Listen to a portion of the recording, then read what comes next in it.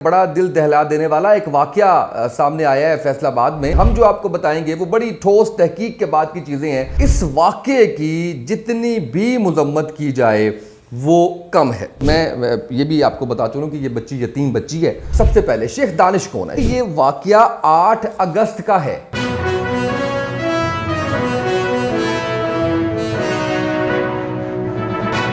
बिस्मिल्लाहिर्रहमानिर्रहीम, अस्सलाम वालेकुम। आप देख रहे हैं मेरा यूट्यूब चैनल, मैं हूं उसामा तैयब। नाज़रीन, चैनल को सब्सक्राइब कर लीजिएगा।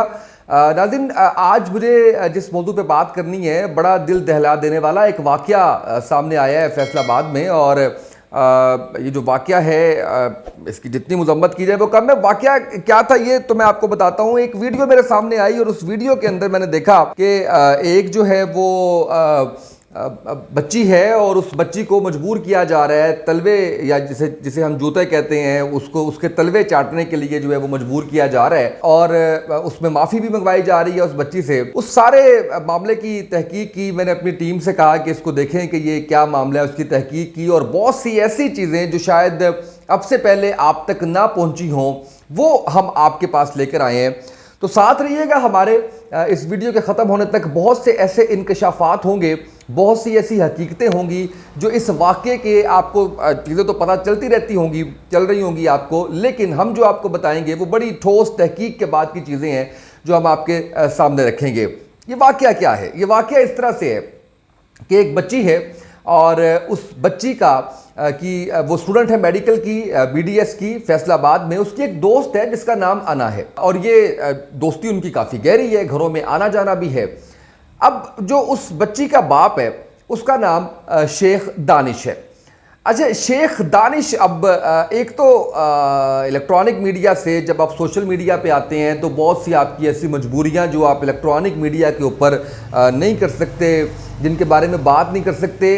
आप बहुत सी चीज़ों के बारे में आप आज़ाद होते हैं, आप पे ये मुनहसर होता है कि आप बात करना चाहते हैं या नहीं करना चाहते। बिल्कुल वैसे जैसे बहरिया टाउन का जिक्र करते हुए लोग कहते हैं कि प्रॉपर्टी टाइकॉन यानी मलिक रियाज साहब का नाम नहीं लेते। ऐसे ही फैसलाबाद के एक ताजिर, ये लिखा गया था। वो ताजिर, उनका नाम सबसे पहले मैं आपको बताता हूँ, और उनका नाम है शेख दानिश। और ये बेस्ट ग्रुप इनका है और ये फैसलाबाद को मैनचेस्टर कहा जाता है पाकिस्तान का। और फैसलाबाद के अंदर एक नहीं कई बिलियनियर्स रहते हैं और उन्हीं में से एक का नाम शेख दानिश है। ये अना बेटी है शेख दानिश की। अब जो वाकया रिपोर्ट हो रहा है वो वाकया ये रिपोर्ट हो रहा है कि उस बच्ची ने एक दरख्वास्त दी है थाने में, और उस थाने के अंदर जो दरख्वास्त दी है उसके अंदर ये कहा गया है कि जनाब मुझे शादी के लिए मजबूर किया जा रहा था शेख दानिश के साथ, और मैंने जब उस शादी से इनकार किया तो मेरे घर के अंदर शेख दानिश और उसके लोग आते हैं और वो मुझे उठा के लेके जाते हैं, मेरे भाई को उठा के लेके जाते हैं, तो कोप किया जाता है मुझे।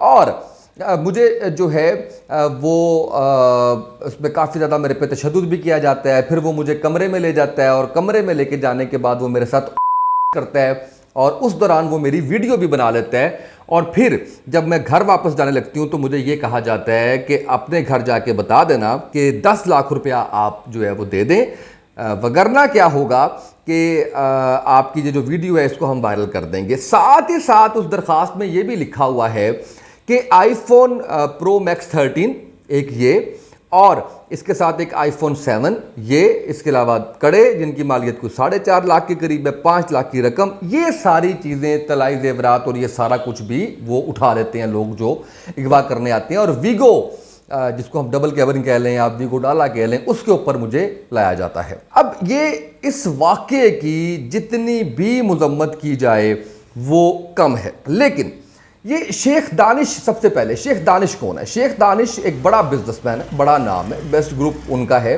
और शेख वकास इनके भाई का नाम है। शेख वकास UK में होते हैं और शेख वकास काफ़ी करीबी थे मुशर्रफ के।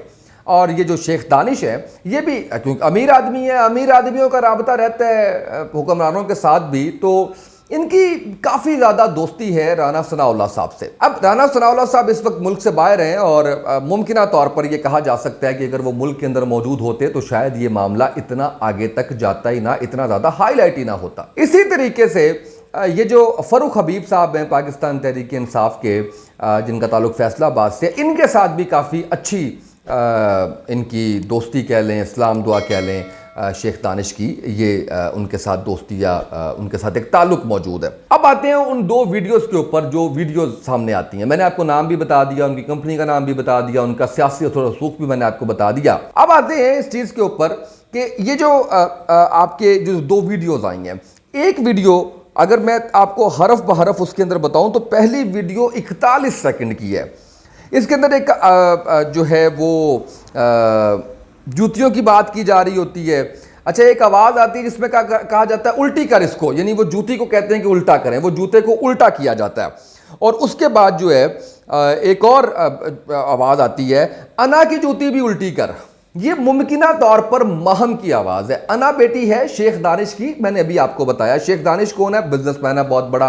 इल्ज़ाम क्या है कि वो जो बच्ची जिसकी वीडियो है वो ये कहती है कि मुझे शादी के लिए मजबूर किया जा रहा था, इनकार करने पे चीज़ें भी उठा ली और उसके बाद मुझे यहाँ पे लाके इस तरह से ज़दोकोप किया गया, तशद्दुद का निशाना बनाया गया। महम कौन है? महम कहा जाता है शेख दानिश के बारे में एक दो चीज़ें मैं आपको और बता दूँ कि शेख दानिश शराब का रसिया है। जब पकड़ा गया उनको घर से, बाय द वे वो गिरफ्तार भी हो गए हैं और गिरफ्तार होने के बाद भी एक डेवलपमेंट है, आपको वो भी बताता हूँ। मैं अभी लेटेस्ट मेरे पास वो खबर आई, वो बताता हूँ। मैं गिरफ्तार हुए 5-6 लोग, जो आप वीडियो भी आप देख रहे हैं और तस्वीरें भी देख रहे हैं आप इनके सोशल मीडिया पे, सुराखों के पीछे ये लोग मौजूद है।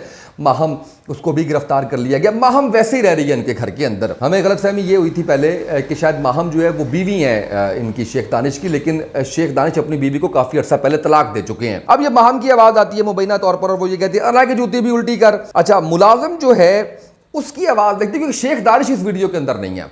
2 अलग अलग मुलाजमों की जो है वो उसके अंदर आवाज़ आ रही है और वीडियो की बात करता है एक मुलाजिम और साथ ही महम जो है वो कहती है ज़ुबान नज़र आनी चाहिए। एक मर्द कहता है अना की जूती को ज़ुबान लगा। अब ये जिसने वीडियो की बात की है ये उससे हट के मर्द हैं। 2 मर्द वहाँ पे मुख्तलिफ आवाज़ें आ रही हैं। ज़रा गौर से सुनिएगा आप इसको, आप उस वीडियो को भी ज़रा गौर से सुनेंगे तो आपको अंदाज़ा हो जाएगा। अच्छा, अब एक और जो मुलाजिम है उसकी आवाज़ जब आती है और महम फिर कहती है कि सख्ती से ज़ुबान लगाओ और फिर कहते हैं सॉरी कर। अच्छा, 4 वहाँ पे जूतों के जोड़े हैं। उनको एक जूता जो है वो सफ़ेद कलर का, तो उसको उल्टा कर दिया जाता है, उसको कहते हैं कि चाटें पहले। और हर दफ़ा जब वो चाटती है बच्ची, मैं कहता हूँ इसकी जितनी तजलील की गई है इंसानियत की, जितनी मजम्मत की जाए वो कम है। और इनको पाकिस्तान के अंदर इस तरह के लोगों को ऐसी सज़ा देनी चाहिए कि आइंदा कभी किसी को ये जुर्रत ना हो सके कि वो इस तरह का कोई काम कर सके। और मेरी सारी की सारी हमदर्दियाँ इस बच्ची के साथ हैं जिसके साथ ये ज़्यादती इस तरीके से की गई है। उसको तशद्दुद का निशाना बनाया गया है, उसकी तजलील की गई है। 4 जूतियाँ उससे चटवाई जाती हैं उस बच्ची से और साथ हर दफ़ा उससे कहलवाया जाता है कि बोलो सॉरी अना। ये बोलो सॉरी अना, ये आपने ज़हन में रखना है। आगे जाके मैं आपको जब डॉट मिलेंगे तो बताऊँगा कि ये मामला क्या है। और फिर वो कहते हैं कि बंद कर वीडियो। अब आ जाए दूसरी वीडियो पे। दूसरी वीडियो उसमें पहले एक आवाज़ आती है हट जा हट जा, फिर वो कह रही है मुझे बचा लें। आगे से महम बाजी मुझे बचा लें, मुझे कह रही है बचा लें, मान के तूने मेरे साथ किया। अच्छा, वो लड़की कहती है मैं मान रही हूं मैंने किया। क्यों किया?